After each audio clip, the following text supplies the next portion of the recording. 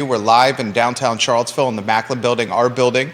Our audience is every social media platform on a show today presented by Scott Wagner of Scott Wagner Integrated Medicine. Dr. Wagner has your back. His clinic, Scott Wagner Integrated Medicine, changing people's lives. Today's show, dynamic and multifaceted. We'll talk housing.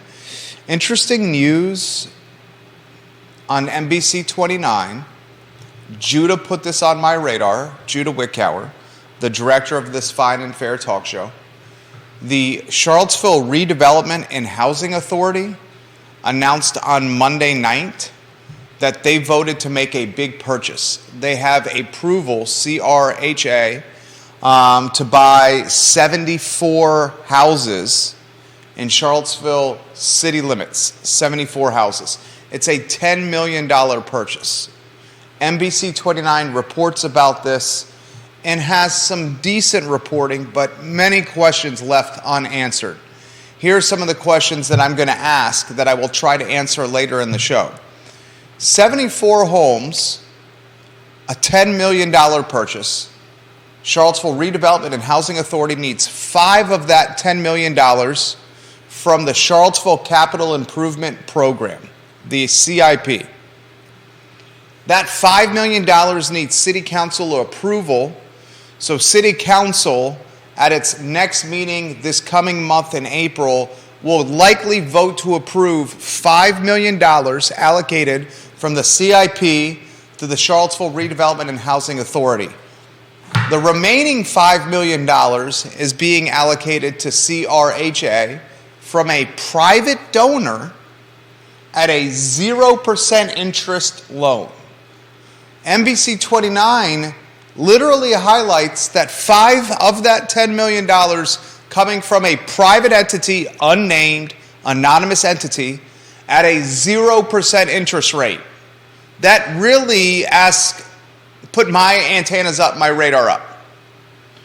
How many private entities offer $5 million to local government entities at a 0% interest? That gave me pause. I'm wondering what's going on there. I didn't see an answer on that question from NBC 29. I'll try to get to a solution for you, the viewer and listener. I have another question. Here's another question.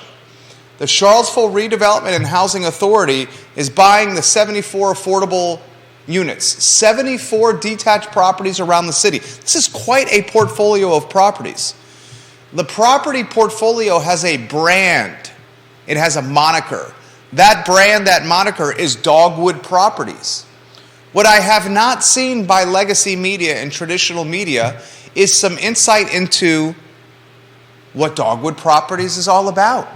You would think that when a government entity, the Charlottesville Redevelopment and Housing Authority, approves on Monday night that they're going to try to buy 74 homes in city limits and get $10 million, 5 from taxpayers in a capital improvement program, a CIP, another $5 million from a private donor. Who's that private donor? At a 0% interest rate. You would think legacy media would ask questions about Dogwood Properties and the 74 properties, the 74 houses. Well, guess what? I did a little digging. Guess who owns Dogwood Properties? Keith Woodard. Woodard Properties. So, this got me thinking again.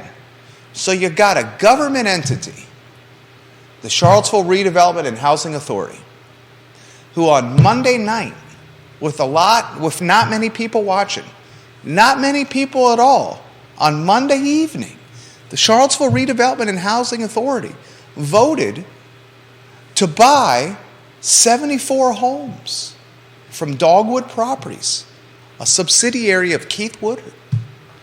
$10 million used to buy this portfolio of properties, which were assessed at $9.6 million, $9,600,000.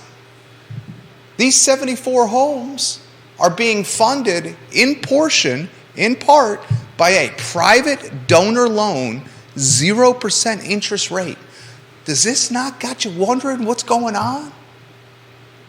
We know Keith Woodard and Woodard Properties are looking for a little zoning flexibility on Cherry Avenue, where they purchased the Kim's Market IGA parcel. And that flexibility is a zoning flexibility, a little autonomy with the zoning, because they'd like to be creative with what they build on this corridor, this entryway to a historically black neighborhood. Is Keith Woodard doing a little, hey, you buy my 74 houses right here, I'll give you a price tag of $10 million. It's assessed at $9.6 million, so $10 million's right aligned, right at market value, according to assessments. Is Keith saying to City Charlottesville, you want affordable housing? I got 74 homes. You buy these from me essentially at market value. I hook you, the city, up, and in return, I get something on the back end. That got me thinking. Second thing got me thinking was, where's this extra $5 million coming? What private donor, what money bank, what cash capital, what little honey hole is Charlottesville Redevelopment and Housing Authority tapping to get a 0% interest $5 million loan? We should be asking these questions. I will try to answer them today on the I Love CVille show. I'm asking these questions because I follow what happens in the news, like you, the viewer and listener. Unfortunately, what we're seeing locally is the erosion of local news. Hell, that might not even be the right word. Is decimation a word, Judah? Decimation? Can I say the decimation of local news? Nah, it doesn't really fit. You don't think decimation fits? I mean, technically, decimation means destroying a tenth. Excuse me? It technically means destroying a tenth. Destroying 1/10. Yeah, I mean, it's often used interchangeably with destroy in totality. But technically, it doesn't mean that. Okay, are we on a two-shot? Yeah. Fantastic. Welcome to the show. Thank you. I like the racing stripe zipper sweater and Ann Wickower original. I'm willing to pay for a new one. I literally will buy an Ann Wickower original. I like it too. $40. I'd be willing to pay $40 for one as well. Ann Wickower, I will pay $40 for that identical sweater. Oh man, I think that might open the floodgates. Before we get back to the first story, and Harry Lynn, welcome to the program. His family owns Wright's Junkyard. And I've said many times, Harry Lynn and his family have one of the most coveted, undeveloped pieces of property in city limits. Carol Thorpe, hello. James Watson, hello. Bill McChesney, hello. Nora Gaffney, hello. Put the trivia question on screen. What's the oldest restaurant in city limits? Put the answer in the comments section. If you put that lower third on screen on our two-shot, if you get the answer to the oldest restaurant in city limits and you put your answer in the comment section, we will mail you an I Love CVille sticker pro bono on us. Trivia is going to be a part of this show. Here's another thing that I need to bring and highlight to you, okay? Alice Berry, a reporter for the Daily Progress, yesterday on Twitter announced her resignation from the paper of record, the daily newspaper here in Charlottesville. It has been a revolving door at the Daily Progress. I previously worked there. My first job out of UVA was as a part-time stringer or correspondent at the newspaper. I parlayed that part-time job into a full-time position, and I finished my career at the Daily Progress as one of the youngest editors in the history of the newspaper. Okay? This was 2000. I started in 2002 and I finished in 2007, 2008.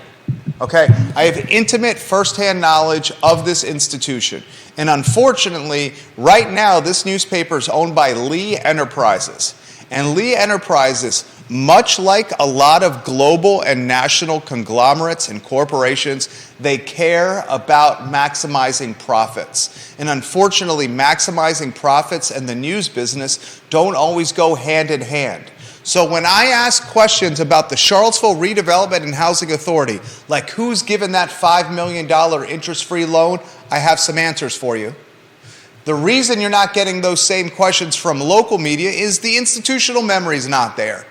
When I ask questions like, is Keith Woodard selling his Dogwood Properties portfolio to Charlottesville City in a you scratch my back, I scratch your back type of deal that hooks Keith Woodard up with this Cherry Avenue, Kim Market, IGA parcel development? It's a fair question, Mr. Woodard.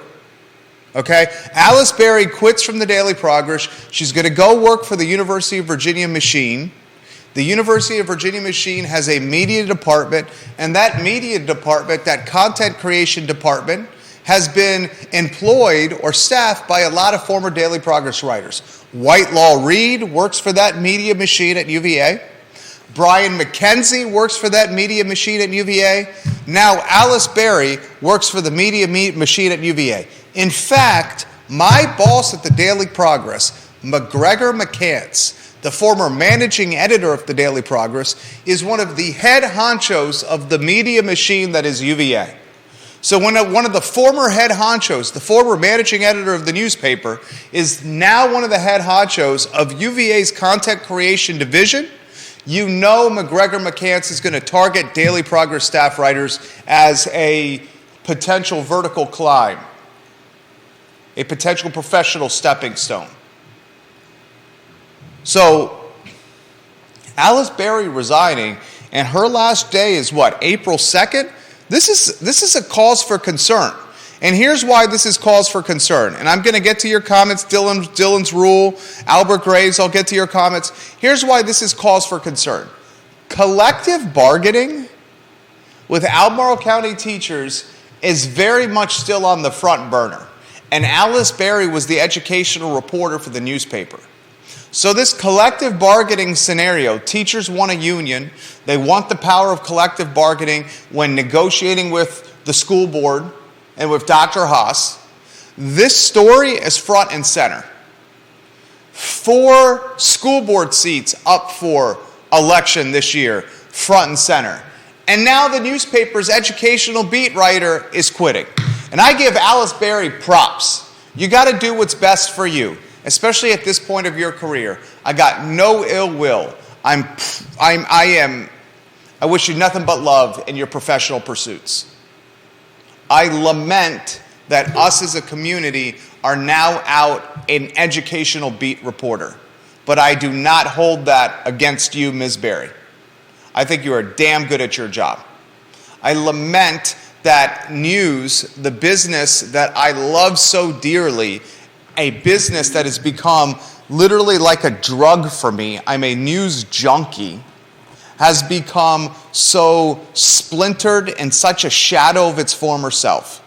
When I first started as a stringer or correspondent for the Daily Progress, circa 2002, 21 years ago, we had a UVA reporter 21 years ago, we had a schools reporter, we had a cops reporter, we had a courts reporter, we had a political commentary writer, Bob Gibson, literally wrote political commentary opinion columns in the newspaper. Brian McKenzie was a columnist who was penning Perspective 3 times a week. You had multiple city editors. You had multiple editors in the sports department. Mary Alice Blackwell was the lifestyles editor. Jane Dunlop Norris was doing magical things covering the music and the arts and the culinary beat. Anita Shelburne was penning fantastic op-eds. Now look at the paper. Look at the paper. Where do you get your news? Who is spending $50 a month for a digital subscription to this newspaper? Are you? No. Are you? Of course not. Two-shot Judah Wickower. This very much applies to you. What is the future of news? Where do you get your news from? How do you handle the loss of another reporter resigning to go to UVA? I mean, I think it's been a while since most of us got our news from a newspaper. Daily Progress had a nice little 6 or 7 month run of late. Hall Spencer, Cindy Schuler, Alice Berry, Reynolds. They were producing some quality content. The reality is if you pay these folks peanuts, and these folks are making like $15 an hour, they're not going to stay. Yeah. In a community that prides itself on innovation, a community that prides itself on being the home of the University of Virginia, a community that prides itself on being knowledgeable, well-read, intelligent, sophisticated, world-class, and cosmopolitan, cannot sustain or does not have an entity that could sustain a paper of record in any kind of quality fashion. I think we're running into that problem in a lot of 100%. In a lot of sectors. 100%. So I ask you this question: what's the future? What is the future for this community getting their news? I honestly don't know. I mean, there's going to have to be a change somewhere in the way our country runs at some point. Otherwise, I think we're going to see this in a lot of places.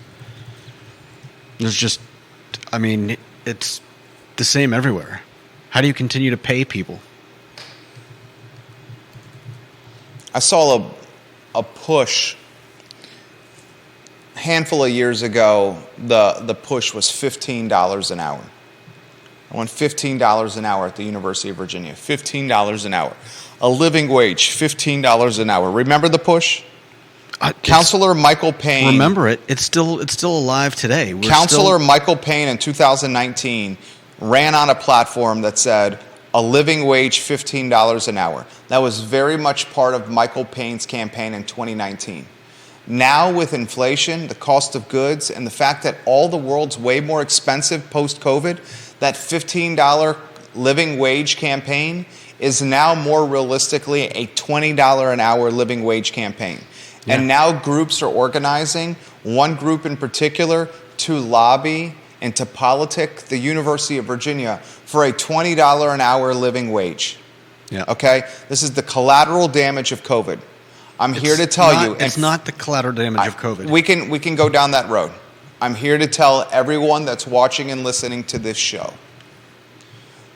The small business in this community, a large chunk of them, if the living wage becomes $20 an hour, is unable to pay that.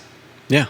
A large chunk of small businesses in this town, if the University of Virginia, if this push to lobby the #1 public university in the Commonwealth, a push to lobby this university to go from $15 to $20 an hour living wage, if that gains traction and becomes the norm, you will see a boatload of small business just close their doors because there's not a chance in HE double hockey sticks their model can sustain team members making $20 an hour on the reg consistently as a starting point salary.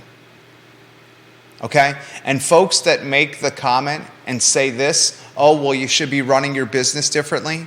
The business ain't being done correctly. If it can't support dozens of people at $20 an hour as a starting wage, not in touch with reality with that statement. I would argue that both sides of that argument are out of touch with reality. Walk me through what you're thinking. The problem isn't just a COVID problem. It's persisted for years, and it's gotten worse and worse. And I think we all know that the root of the problem is inflation.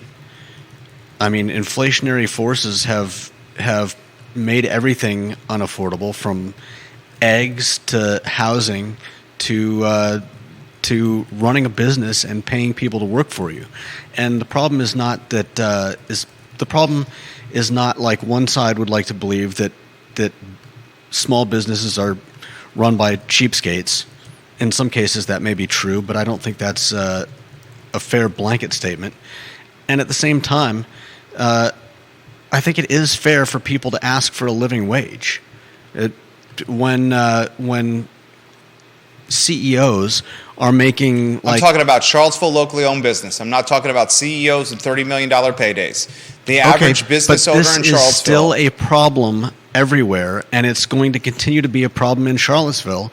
And saying we don't want to talk about CEOs is not going to change the fact that inflation is making it unaffordable for small businesses to hire people. I will bet majority of people, I will bet anyone watching this program that if you take 100 small business owners in Charlottesville, Virginia, or around Charlottesville, Virginia, those 100 business owners are working on a lower hourly wage than their team members.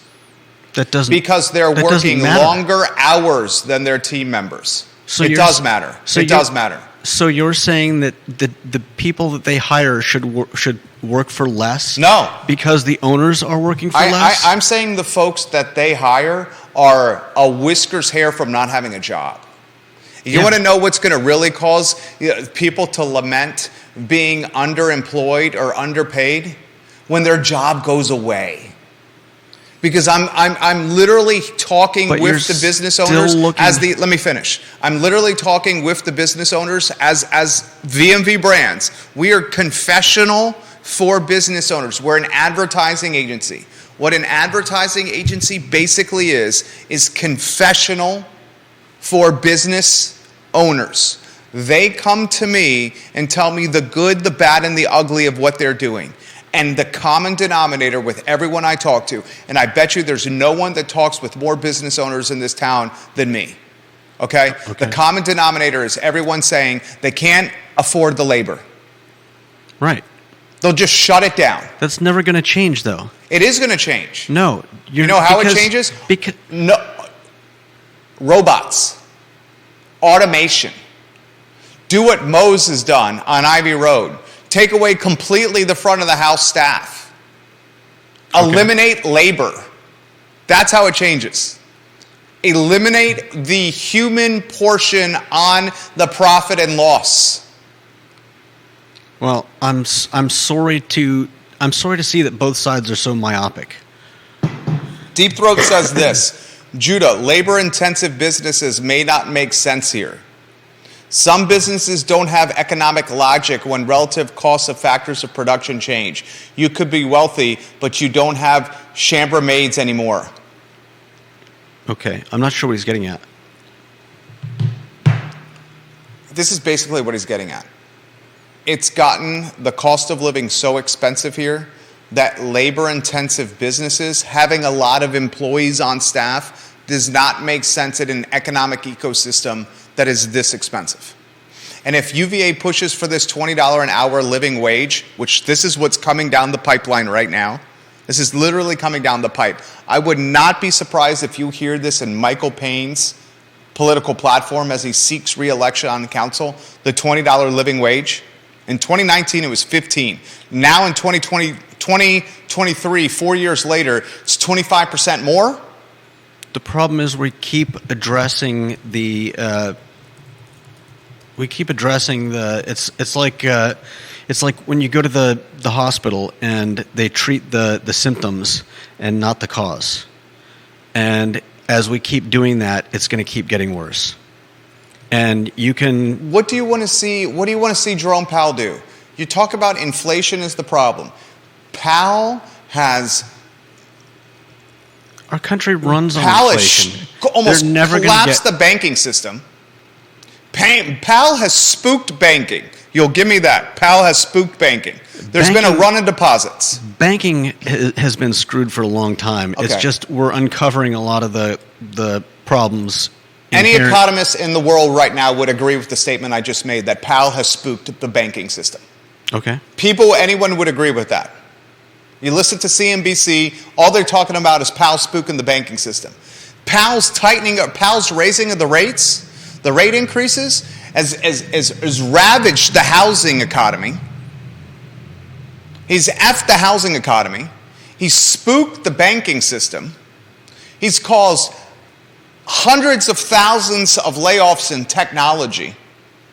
Hundreds of thousands of layoffs in the technology business. Snap, Microsoft, Meta, Amazon, you name it, laying people off. Disney is announcing a round of cuts now. That was news this morning. What more do we want to see from Powell to temper this inflation? What more is this guy going to do? What else can this guy do? I don't know if Powell can do anything more. The Fed is as much a part of the problem as anything else involved here. Well,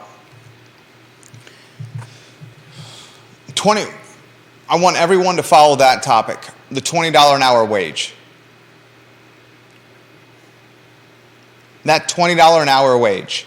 I mean, what's your solution? I think my solution, I've said it on the show many times, the small businesses like you and I, the small businesses like Moe's, the small businesses like Vita Nova. They all go under? No. The savvy number one shot callers are going to become very less labor intensive, very much more automated. They're going to hire a lot less people. That'll work in some cases. Less people are going to have jobs. And these small businesses will try to automate as much as possible. That's what's going to happen. So that doesn't sound like any kind of solution. It's a solution if you want the small business to see tomorrow. But if there's nobody to use the small businesses, what does it matter? If the small business is able to survive without being labor intensive, then it's maximized some potential profits. Okay.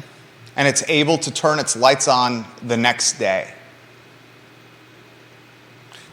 And the point you're making is the right one. The unfortunate thing of all this is the people that are going to lose is the ones that were filling that 15-hour to $25 an hour job. Because that 15 to 25 an hour job in Central Virginia is going to go away at a much greater clip than in what happened in 2019. 2019, you'll have 4 years ago, mark this down, 4 years ago, you will have a hell of a lot more $15 to $25 an hour jobs. You had a hell of a lot more $15 to $25 an hour jobs than you do right now. And if this living wage thing gains traction, these types of jobs are the ones that are going to get clawed away. The business owner will figure out a way to do more with less, as an entrepreneur has always done. And that sounds depressing as all get out, doesn't it? I mean, it's worse than depressing. I mean, I'm not even sure where to go from there. Where you go from here is what I've been saying all along. Central Virginia is synonymous with Greenwich, Silicon Valley. I was just going to say, and suburbs of Manhattan. I was just going to say you might as well nix that $10 million deal that the CRHA is working on. Why? Because there aren't going to be any people that can afford low-income housing. The CRHA deal is tied to AMI. Charlottesville Redevelopment and Housing Authority 74 units that they're buying is tied to area median income and how much money you make. You make less money and you get this house. You want to figure out a way to get some houses in Charlottesville? 74, head to Charlottesville Redevelopment and Housing Authority. Make less money. You don't see the problems here? Of course I see the problem here. I've been the one that's been saying this for 3 years, louder than anyone ever has on a platform that's farther reaching than anyone else. I've been saying for 3 years we're heading to Silicon Valley East, that we're Greenwich, Connecticut. I've been saying for 3 years this was happening. Deep Throat calls it Austin, Texas. 3 years. The likelihood of having an abundance of coffee shops or food and beverage, F&B companies, small businesses in those spaces of work, that likelihood of having an abundance of them is becoming fewer and far between. The cost of living is going to impact all this. Yeah. $20 an hour. I want everyone to have a living wage, but understand the collateral damage of what that means. What's the oldest restaurant in the city of Charlottesville? Put your comments in the comment section. Albert Graves says C&O Restaurant. We got Bill McChesney saying Jack and Jill's Restaurant. Ann Clark Ramey says the Aberdeen Barn is the oldest restaurant in Charlottesville city limits. It was not owner financing for the $5 million, Andre Xavier, but I can give you some insight into who it was in a matter of moments. What is the oldest restaurant in CVille city limits? Put your comments in the comment section. I will relay it live on air. This from Commander AG on Twitter. Eventually, the short labor force will trickle down and affect every job market and just not the service industry. Robots can replace the front of the house in the service industry, but can they build houses, mow grass, and other manual labor? My wife showed me. That's the question. My wife showed me the Roomba, Roomba, the vacuum? Roomba, what is it? Roomba. There's one for cutting grass now. Okay. You don't even need a guy to cut your grass right now. I mean, that's great for It costs a handful of $100. You put it in your yard, it cuts your grass without a person doing it.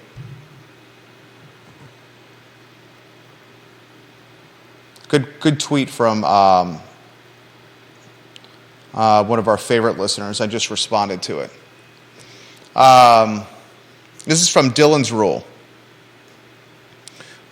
You and Judah need to figure out what is going on with the CRHA deal. So CRHA needs $5 million from the council, and the school board needs $5.5 million. Where's the council getting this money? How do they have $5 million unaccounted for in their capital fund? 2, is the Daily Progress asleep at the wheel here? How is $10.5 million of city funds being committed this way? Where is the money coming from? He's talking about $5.5 million, I believe, for K-Tech, which we covered yesterday. This Charlottesville buying K-Tech is turned into a fiasco for the city. 80% of the students that go to K-Tech are from Albemarle County. 80%. And the city just purchased this. The city bought a technical school where 80% of the students that go to the technical school live in Albemarle County. I want to repeat that statistic again. This is from a Charlottesville Tomorrow article that you could find on their homepage. Charlottesville City bought a technical school that it joint ventured previously with Albemarle County Schools. It kicked, it punted, it pushed Albemarle County Public Schools out of K-Tech, spent $5.5 million on the school, despite only 20% of the student body living in city limits. Someone explain that deal to me. Well, as far as I understand it, didn't Albemarle County try to buy Charlottesville out first, thereby breaking the contract that they had between them? As soon as someone tried to buy the other one out, it then forced one of the parties to buy the school. Yeah. Once one of the parties chose to buy the other one out, it then pushed the parties into owning it outright. You would think the outright owner, however, would be the school system that has the 80% student body. Yeah. I mean, and not the 20% student body. That's the most logical, but Charlottesville would still make money out of the school. I mean, Albemarle County would be paying for the Albemarle County students.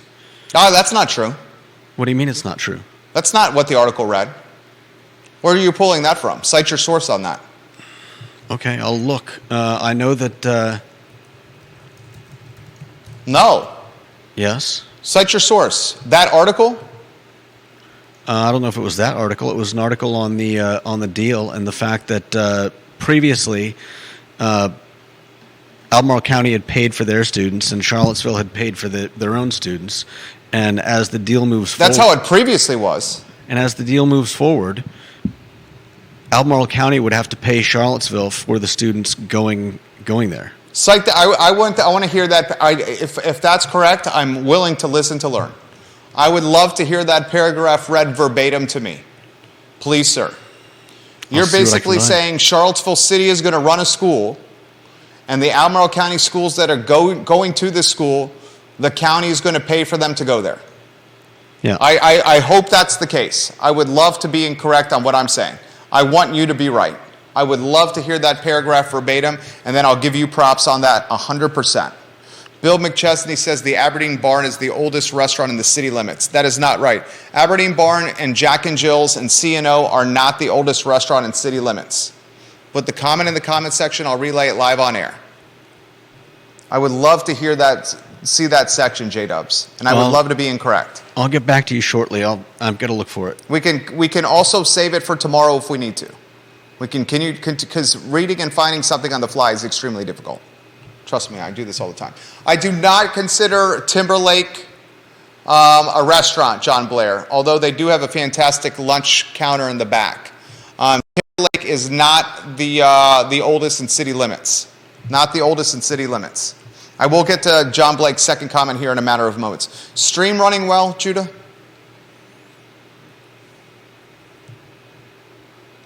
I'm hearing a little bit of jag in the sound, but it sounds mostly good. Viewers and listeners, stream running well here? You having any feedback issues? Let me know. Put it in the feed. I would love to hear from you guys. Dylan's Rule says, you and Judah are some of the last truth tellers in Charlottesville. Dylan's Rule on Twitter. I'm going to respond. I'll say, thank you. Thank you kindly. Do you want to say anything to him in the tweet? I'm responding to him now. You want to give him he said you were one of the last truth tellers in Charlottesville. Do you want to mention something to him? I'm sending him a tweet now thanking him. Thank you. Judah says thank you too. Period. I just responded to him. All right, let's get back to the lead of the story. Scott says the stream's not running great on YouTube. Your number one goal is the stream, not looking up this piece of content. Okay. It's just making sure the stream is on. That's the number one goal of the director, number one priority of the director, not proving the host wrong. I'm not trying to prove you wrong, but there's not really a whole lot I can do if we're experiencing... MJ says the white spot, that's a good guess, but no cigar, MJ. Thank you kindly for watching Queen of Marketing, MJ Arquette. All right, I want to get back to the lead of the show. And then we're going to do the tweet of the day here. Great guess, but no cigar. All right, here's the lead of the show. If you want to go on a one-shot with me as you confirm the stream and find that tidbit if you could. Thank you, Carol and Bill and Philip for the feedback. Number one goal is confirming the stream, please. All right, so here's the lead, and then I'll see if I can get to some answers for you. 13 hours ago, NBC 29's Dryden Quigley published a good story on the Charlottesville Redevelopment and Housing Authority on Monday night of this week, basically getting approval from CRHA to buy 74 affordable housing units from Dogwood Properties. This portfolio of units, many, if not all, single-family detached, are assessed at $9.6 million. CRHA has a verbal deal in place at $10 million, so $400,000 above assessment. You would say that verbal deal is at market value, at least at assessed value. Questions that need answering that traditional media has yet to answer are the following. Give us some insight about Dogwood Properties, please. This organization's getting $10 million, or about to get $10 million, including $5 million from taxpayers and another $5 million from a private donor at a 0% interest loan. I did a little digging. I Googled Dogwood Properties Charlottesville. It's not extreme amounts of investigative journalism. Literally Googled Dogwood Properties Charlottesville. When I Google Dogwood Properties Charlottesville, I see the first link atop the Google page. The first link atop the Google page, when you Google Dogwood Properties Charlottesville, is a link to the Keith Woodard website. You read that link that's literally atop the page, and you see, in 2007, Keith Woodard and Woodard Properties purchased Dogwood Properties, a longtime endeavor of Eugene Williams. These properties are being revitalized so that Mr. Williams' vision can continue to serve Charlottesville residents and honor his legacy, straight from the Woodard Properties website. Furthermore, straight from the Woodard Properties website, in addition to the Dogwood Properties, Woodard Properties also owns and manages other affordable units and proudly works with housing authorities and nonprofit organizations to house low-income families. So, one of the most powerful and well-funded developers in the Charlottesville area owns a subsidiary brand. That subsidiary brand is called Dogwood Properties. That subsidiary brand has got a verbal deal in place with a local government institution, organization, housing authority, nonprofit, whatever the hell you want to call it. That verbal deal's for $10 million. $5's coming from taxpayers. The other $5 from a private donor at 0% interest, an anonymous donor.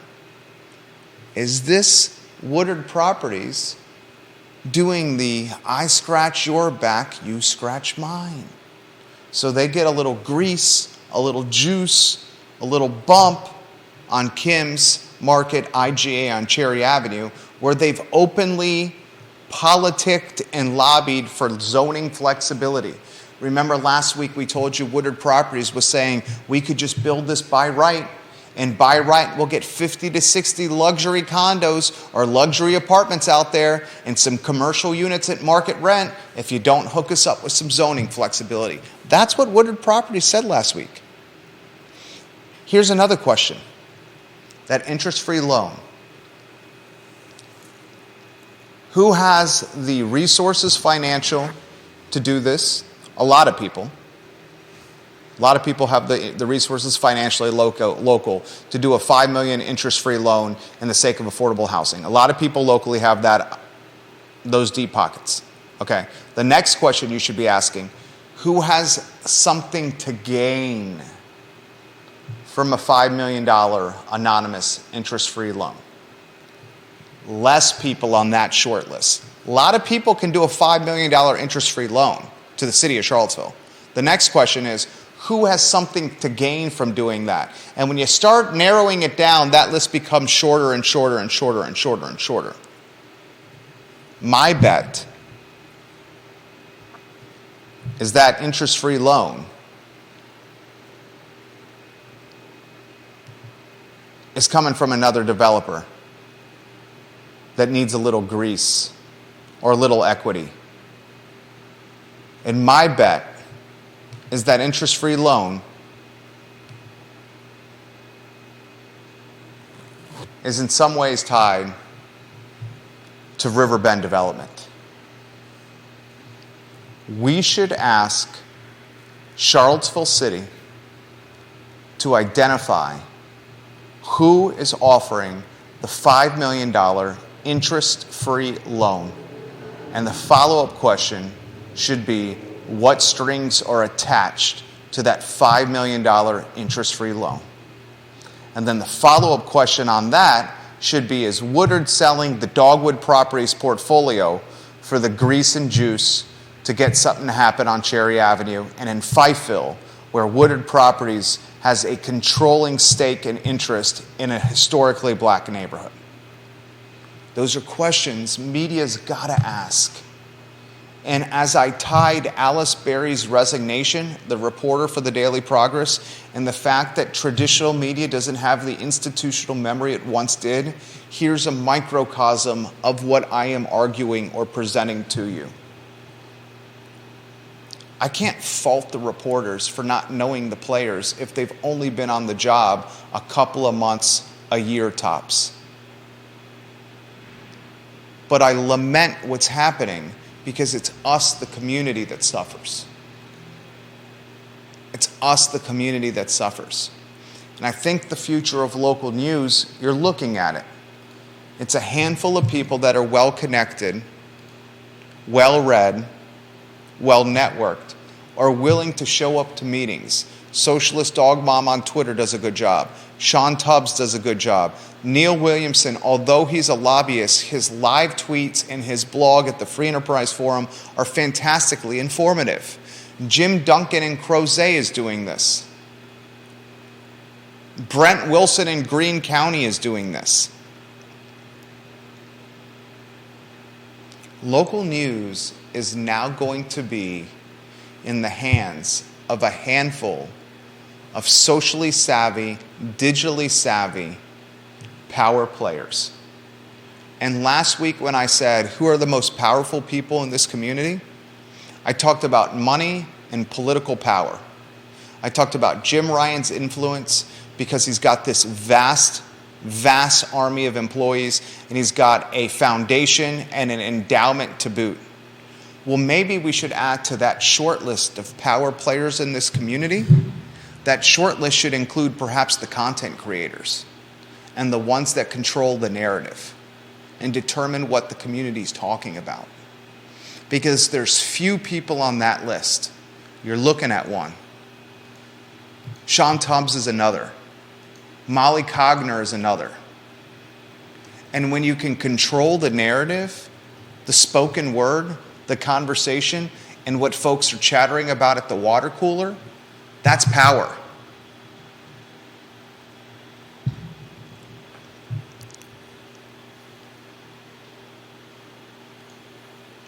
Riverbend does own the old Kmart location in the city of Charlottesville. That's exactly right, Dylan's rule. Corin Capshaw's Riverbend development, very low-key, has been one of the most influential development players in this community. 5th Street Station, Riverbend development. James Watson says, Judah, I don't believe Charlottesville eats the cost for students attending K-Tech from outside of the city. I don't think Charlottesville is going to be eating the cost either. I think throughout the course of the history of K-Tech, you mentioned when Charlottesville owns it that Albemarle County is going to be covering the cost of students that are going to K-Tech. I don't have anything direct, but here in the article it says Albemarle County, which has more students at K-Tech, 80% pays a proportionately larger amount to fund the school. Charlottesville City Schools contributes X amount to K-Tech's operating budget. 20%.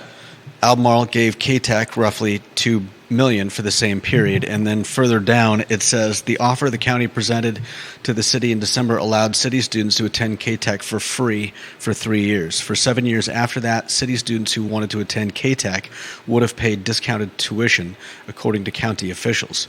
So that leads me to believe that That's an assumption. Yes, it is an assumption. Nothing in that article indicated that Albemarle County students that attend K-Tech and moving forward will have their tuition subsidized by ACPS. Who's currently paying tuitions? Right now in the joint venture agreement, the tuition by student is paid by where that student lives. Albemarle County is paying 80% of overhead associated with students at K-Tech because 80% of K-Tech population is ACPS. Currently, Charlottesville has agreed to pay roughly $5.5 million to own K-Tech outright, despite 80% of students not living in city limits. Moving forward, the joint venture agreement has not been ironed out.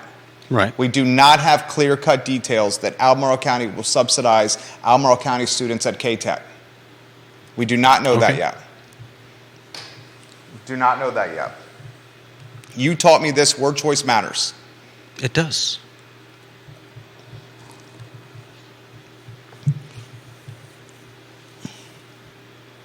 This is John Blair's comment. This is a good one. Ready for this one? To your point about consolidation of small businesses and the takeover of large businesses, this weekend's Wall Street Journal said that in 1990, the 5 largest banks in the country controlled 16% of the nation's deposits. In 2023, the 5 largest banks in the country controlled 45% of the nation's deposits. Anyone who says, well, just let the small businesses go out of business is basically asking for our entire nation to become the banking sector. Amen. Well said. Yeah. What do you want to say to him? You agree or disagree? Yeah, I agree. I think too many people are just looking at one aspect of it. Some people are saying, oh, well, small businesses can't pay a living wage. And other people are saying, well, we need a living wage. You can't just ask us to work for whatever you can afford. We've got to be able to live. But nobody's looking at the bigger picture, and it's not just about small businesses, and it's not just about workers. It's about the reason that we're in this mess we're in today. And there's a deeper 100% agree with what you just said. There's a deeper story than just one side or the other side. I see a lot of people angry about businesses. I see a lot of businesses saying, "Oh, people are selfish. They don't want to work hard. They just want to make a lot of money." And I feel like the employers and the employees are being pitted against each other, so they don't see the actual problem. 100%. 100%. 100% agree with everything you just said. I do not disagree with you. I think you're 100% right.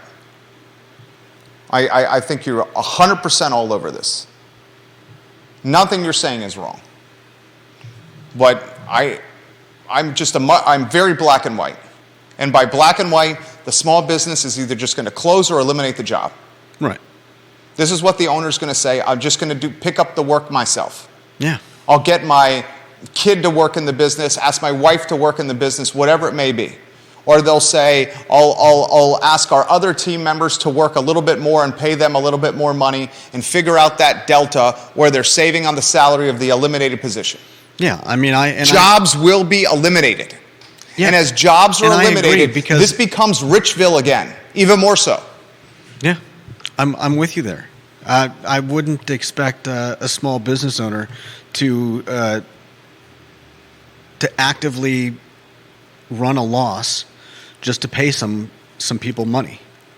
At that point, it becomes untenable, and you say, "I'm going to close the business." You would just close it down. Yeah. And you know what? And I'm not. And you know some of these, because you're privy to some of the conversation, and we cannot speak out of turn here. People count on us with information because we know we're vaults.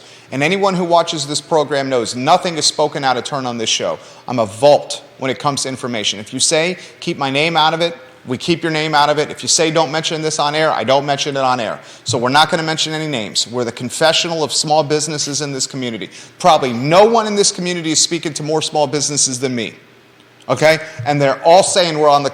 Okay, not all. Word choice matters. You taught me that. A lot of them are saying we're on the cusp of closing. Yeah. A lot of them. Right. And the high pressure situation. Here's the high pressure situation.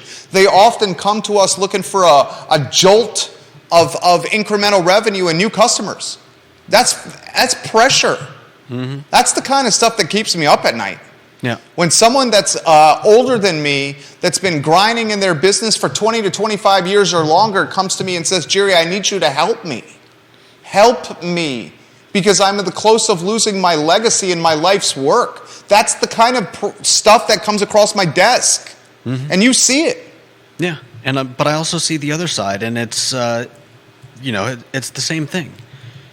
Why would you ask people to keep working for when you hear about people working 2 jobs or working I'll say it. I've said it. I caught a lot of SHIT for this. It's a 65-hour work week town. I caught a lot of SHIT for it. I'll say it again. It's a 65-hour work week town. I'm glad. Okay? There's where we're at. I'm glad you caught some SHIT for it. Well, you know what? That's what it is. It's a 65-hour work week town. It's like the French government telling people we're going to give you 2 more years of work. You can't what's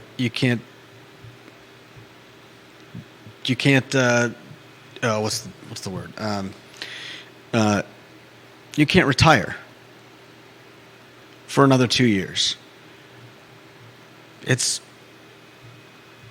You can say it, but is in 10, 15 years, are you going to be telling people that it's a 75-hour work week?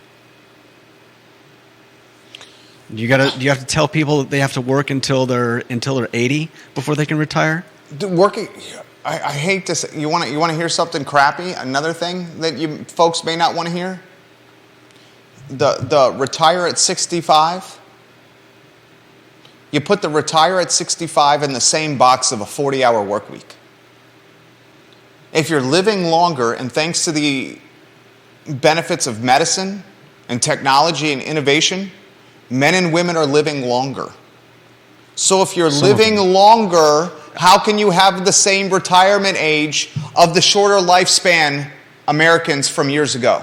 Although I believe that the average lifespan went down. Cite your source. In America. You're saying the average American in 2023 is living a shorter life than the average American from 20 years ago?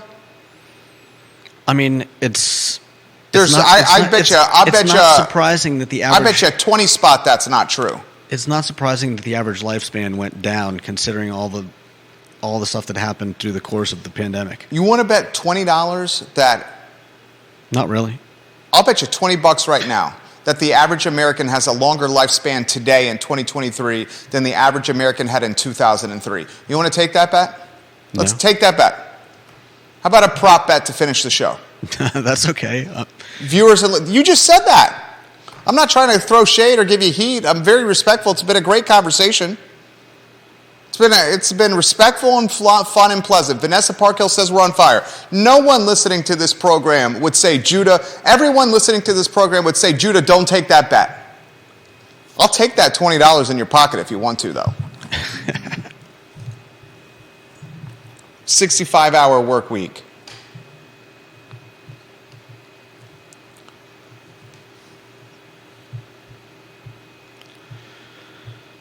So this is just a real quick something I found. From 2020 to 2021, life expectancy at birth began to rebound in most comparable countries, while it continued to decline in the U.S. The CDC estimates life expectancy at birth in the U.S. decreased to 76 years in 2021, down 2.7 years from what it was in 2019, and down 0.9 years from 2020. Deep throat. Life expectancy dropped pre-COVID to now, but it is higher than 20 years ago. Yeah, it's definitely... That was the bet. My bet was 20 years ago versus now. Well, that's why I didn't take the bet. That was the bet. Okay. That was the bet. That's why I didn't take the bet. I'm not comparing the bet to pre-COVID till now. It's 20 years ago versus today. Yeah. I know pre-COVID versus now it's less. 20 years versus today was the bet. You didn't take the bet. No, I didn't take the bet because there's no way I would ever take that bet. Okay, you knew 20 years ago people were living shorter than they are now. Yeah, of course. Pre-COVID is different. We know that. I mean, yeah, there's no surprise that life expectancy has gone up over the last 20, 30, 40, 50 years. And it should be no surprise that the retirement age of 65 should also go up as well. If you're living longer, you can't retire at the same time. Why do you make that face? People are counting on you for honesty here. You honestly think if you live longer, you can still retire at the same time? That's a tough question. And what do you mean it's a tough question? You're living longer. You need more money to live. You're talking about averages. You're saying the average person lives longer, and so everyone should work longer. But the way some people look at it is you're asking me to spend more of the good years of my life working for you. Mm-hmm. You don't have to work for me. You can work for somebody else. Yeah. But the point is... You have freedom to work anywhere you want. The point is... that some people would like to have some time enjoying their lives. Totally get that. Devil's advocate. This is why we have financial classes. Some folks are willing to work 65 hours a week at $20 an hour.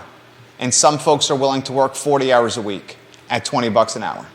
And some folks are willing to work until 70 at 65 hours a week for $20 an hour. And some folks are willing to work until 65 for 40 hours a week at $20 an hour. That's why we have an upper class, a middle class, and a lower class. Right. So, First of all, that doesn't explain why France is trying to legislate when you're allowed to retire. And once again, I think we're falling into the pit of us fighting rather than asking better questions about why we're at this point. Bill McChesney, I had to wait until 67 to retire because Social Security changed the rules.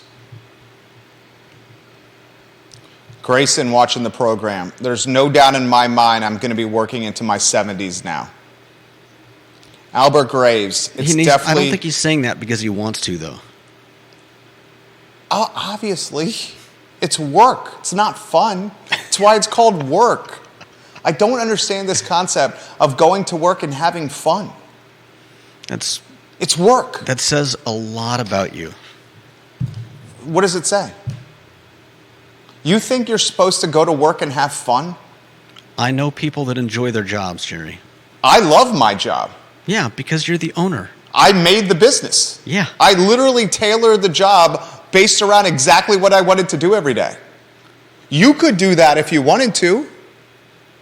You could take your life savings, take the first place you've ever owned, rent out every room in the first place you ever owned, gamble and risk your life savings, not take a paycheck for 3 years, go massively in debt, risk everything multiple times, and hope it works out. Because that's what I did. Yeah. And as a result of taking a risk of that magnitude, I now have opportunities and financial freedoms that others do not have. Okay. Anyone can do this. We were talking about enjoying your job, though. It took me 6 years to enjoy. The business is 15. I'm going to be, words matter. The business is 15 in May. Before you ever even came in this company, the company was 4 years old. 4 years of not doing anything pleasant in my life. I've taken one vacation in 15 years. One. That's on you, though. Oh, I'm not complaining. I wouldn't change a damn thing. Not a single thing I would change. Not a single thing I would change. And it makes for great talk show fodder. And I've thoroughly enjoyed it. But I would be hesitant to say to anyone listening to this program, if you're in the $15 an hour living wage is how we got on this topic. And we talked about how that living wage is people are making a push to have it 20 because of inflation. If you're clipping 20 an hour, 25 an hour in that vicinity, and that's a lot of people in this community, 20 to 25 an hour.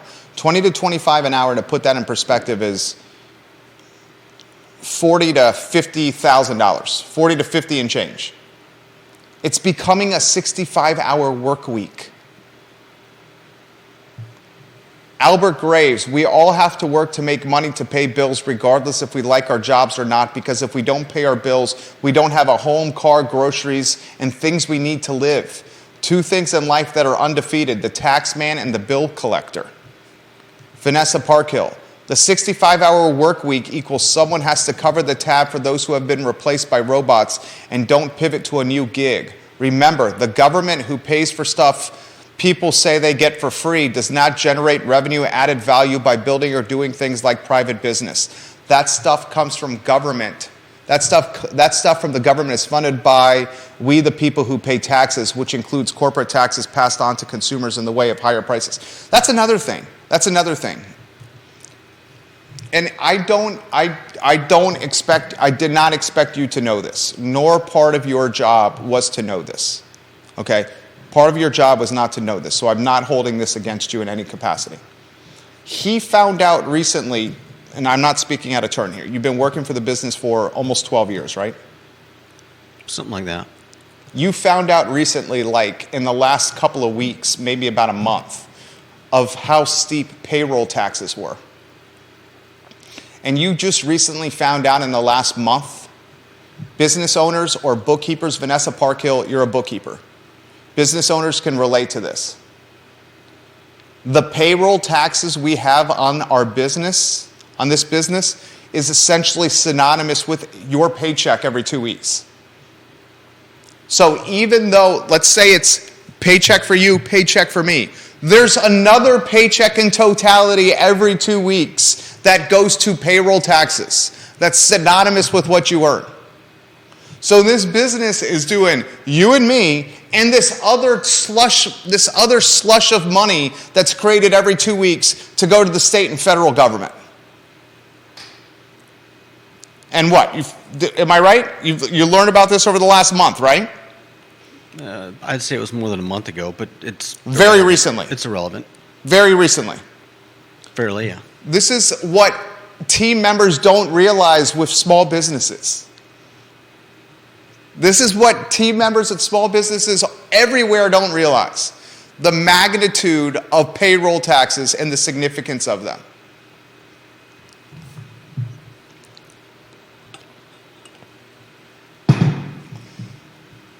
All right, we got to conclude the show.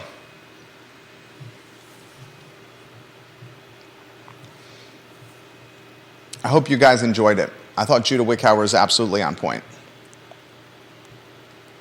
You did a good job today. Anything you want to add before we have to show the tweet of the day, the best and worst thing we saw on Twitter. We got to answer the trivia question, right? Yeah. I want to recap the talking points of today. Anything you want to add before we get to those points, because your voice is credible and needs to be heard. Anything you want to get out there?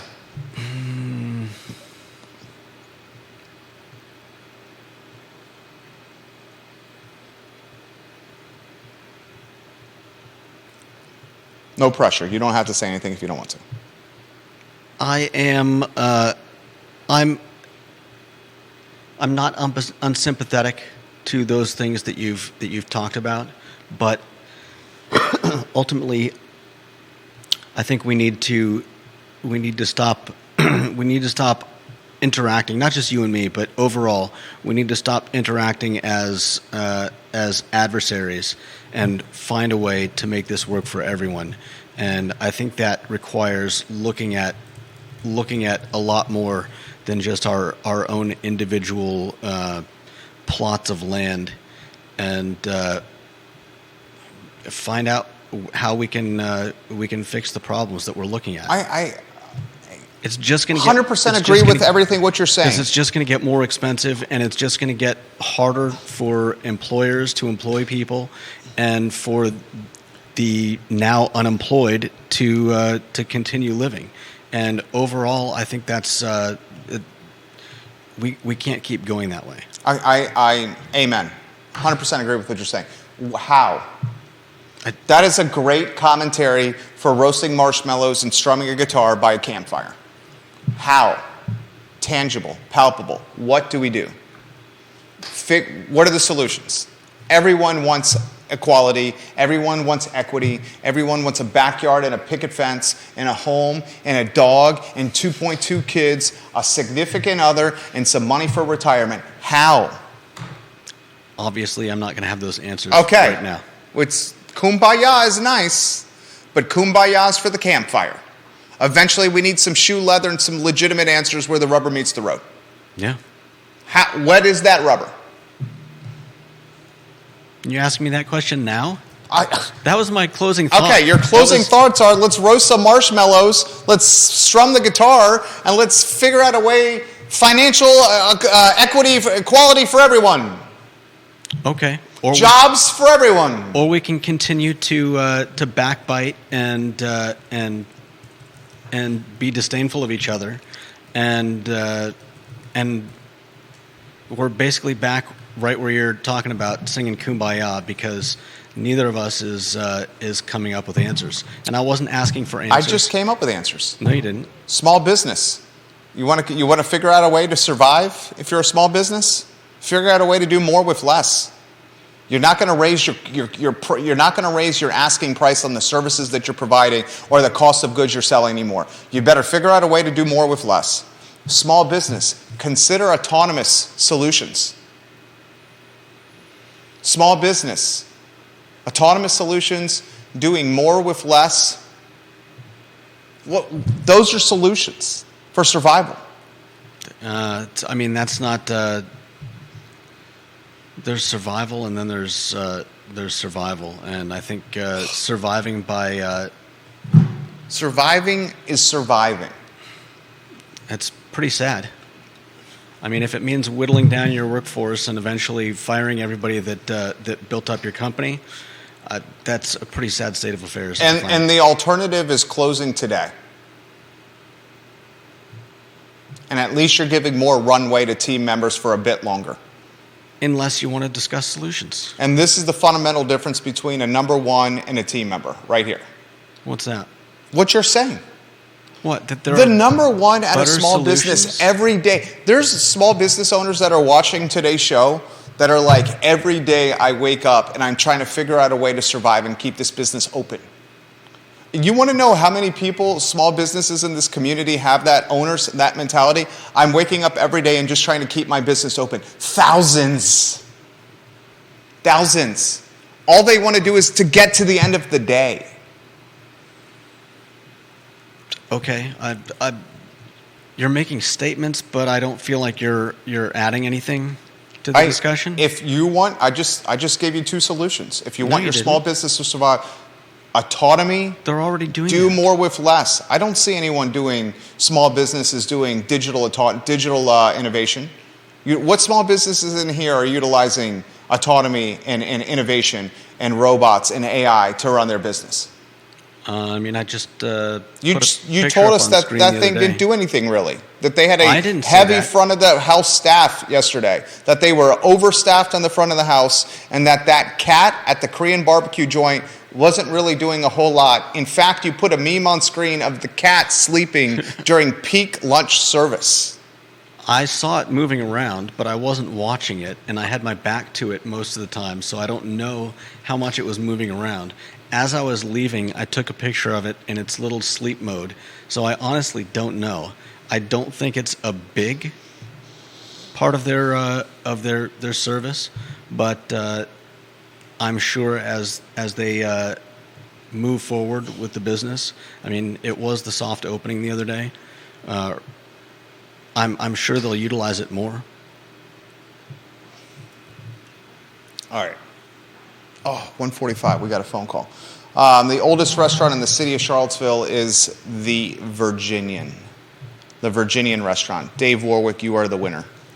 We will mail you a gift card and touch with you on direct message. I am literally past my 1:45 phone call.